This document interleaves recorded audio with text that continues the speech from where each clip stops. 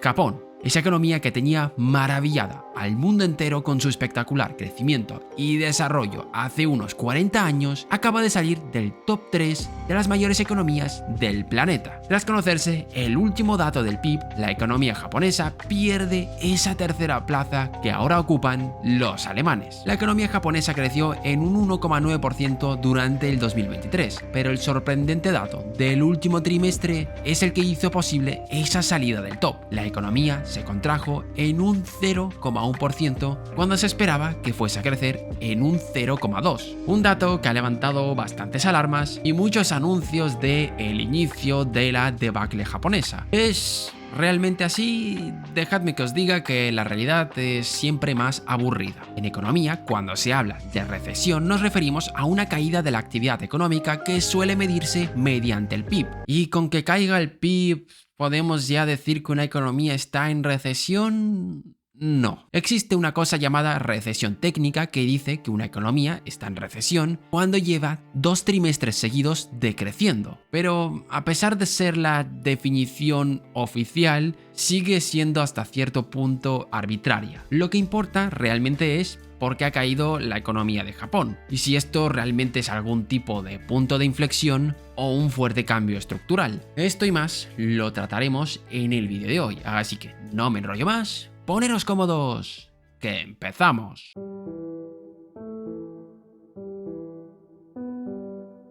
Que la economía de Japón se encuentre en una recesión no es ninguna novedad. Desde el estallido de la famosa burbuja inmobiliaria japonesa, esta se ha quedado en un letargo permanente, perdiendo relevancia frente a otras economías como por ejemplo la China. De ahí a que vender como novedad la recesión japonesa es un poco absurdo. Pero, ¿cuál es la clave que nos explica esta caída de la economía japonesa del top? Su moneda. Si comparamos el PIB nominal de ambos países, nos damos cuenta que efectivamente Alemania supera a Japón y las perspectivas es que esta brecha se va a seguir manteniendo durante varios años. Pero esto de aquí tiene truco.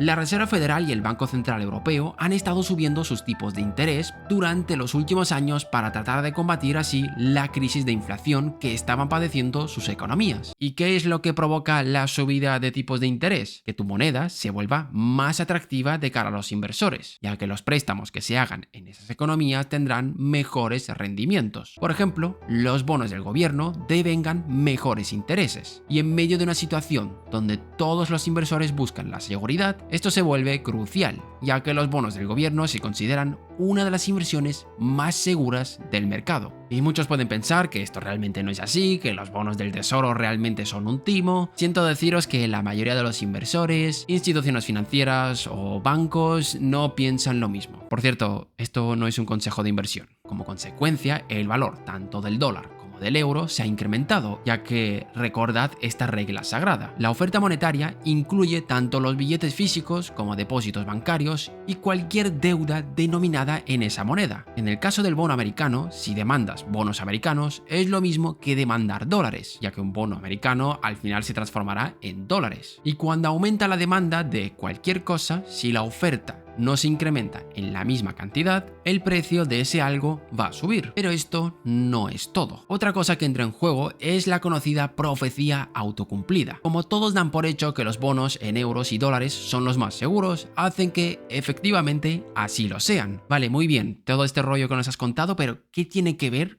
con el título del vídeo? De entrada, por si hay alguien que va perdido, Alemania utiliza el euro. Pero lo más importante es que esto hay que ponerlo en contraste con lo que hizo Japón, concretamente su banco central.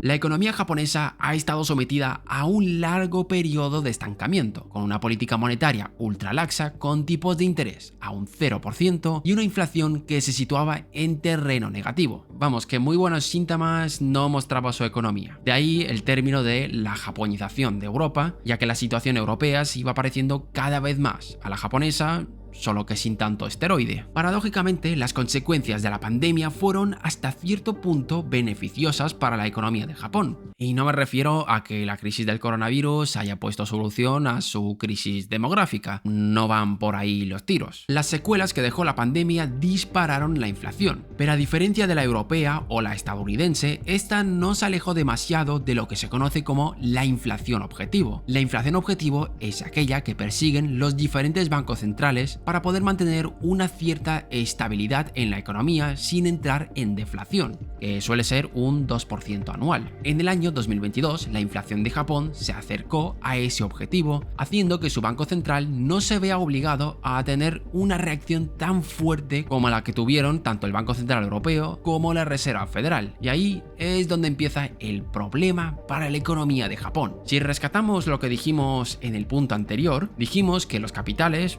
o los inversores se mueven a sitios donde pueden encontrar mejor rentabilidad o seguridad. Y en el caso de Europa y Estados Unidos tienen las dos cosas. Aparte de eso, Japón y el resto de economías asiáticas son economías intensivas en capital, lo que quiere decir que se requiere de mucha inversión para poder producir. Y si no hay rentabilidad suficiente o hay cosas que ofrecen mejores rendimientos, los capitales se piran a otra parte. Ese diferencial en los tipos de interés hacía que muchos inversores pasen de guardar sus ahorros en yenes a guardar en euros o dólares. Y cuando los inversores se deshacían de sus yenes, lo que hacían era hundir su valor. Para que os hagáis una idea, antes de la pandemia, un yen se intercambiaba a una tasa de 110 por cada dólar. Ahora mismo esta cifra ha pegado un salto hasta los 150 por cada dólar. Ha sido una depreciación más que notable y está levantando alarmas dentro de las autoridades japonesas, ya que esa depreciación puede hacer que la inflación se siga descontrolando y esto es el causante de la caída de la economía japonesa del top 3. ¿Y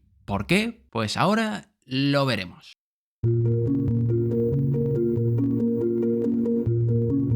Japón, al igual que el resto de los países, produce productos dentro de su propia economía, y cuando comparamos dos economías diferentes debemos utilizar una misma medida. No vas a comparar litros con kilómetros. Por eso se debe denominar todos los bienes y servicios de un país en una misma moneda para poder compararlos. Y ahí es donde está el truco. Como el yen se ha estado depreciando en estos últimos meses, los bienes y servicios producidos en Japón han perdido valor. Y a la hora de hacer una comparación usando la misma moneda como el dólar, tenemos que la economía japonesa ha perdido terreno frente a la alemana. Por cierto, el yen también se ha depreciado respecto al euro. No lo he comentado, pero doy por hecho que ya os lo habéis imaginado. Así que realmente se trata de una ilusión por tipo de cambio, más que un cambio radical en las estructuras de las economías. Que, por cierto, ninguna de las dos está como para tirar cohetes. Japón ahora mismo está en una tesitura bastante complicada, ya que debido a la depreciación de su moneda, sus importaciones se encarecen generando un déficit comercial que hace que salgan divisas de su país, presionando aún más el tipo de cambio. Por otro lado, ese encarecimiento de las importaciones genera inflación por el conocido efecto pass-through. Como los bienes que compras en el extranjero son más caros, ya que tu tipo de cambio se ha devaluado, se incrementan los precios de venta finales. Por ejemplo,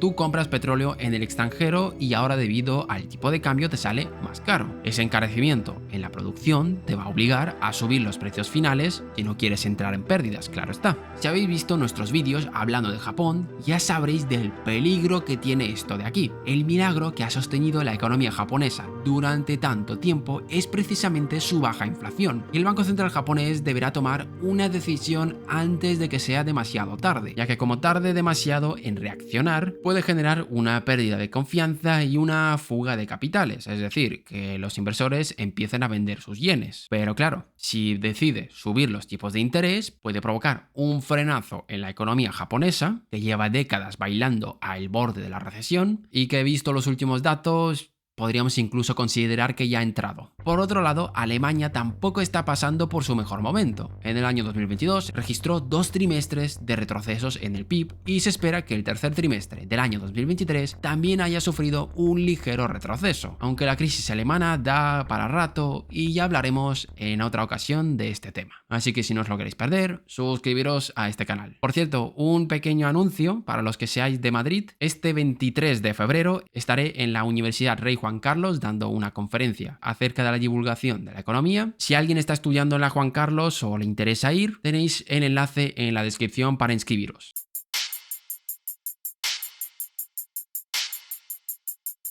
Como hemos visto, este sorpaso de Alemania a la economía japonesa ha sido un poco descafeinado. Es más producto de un cambio en la valoración de la divisa que de algún cambio de tendencia. No es que Alemania esté como un cohete y Japón esté hundida en la miseria. Es simple producto del cambio en la valoración de sus monedas. E insistimos, ninguna de las dos es que esté demasiado bien. ¿Y vosotros? ¿Qué pensáis? ¿Creéis que Japón recuperará algún día esa tercera plaza que le acaban de quitar? Os leemos en los comentarios, gracias por vernos un día más y nos vemos en el próximo vídeo.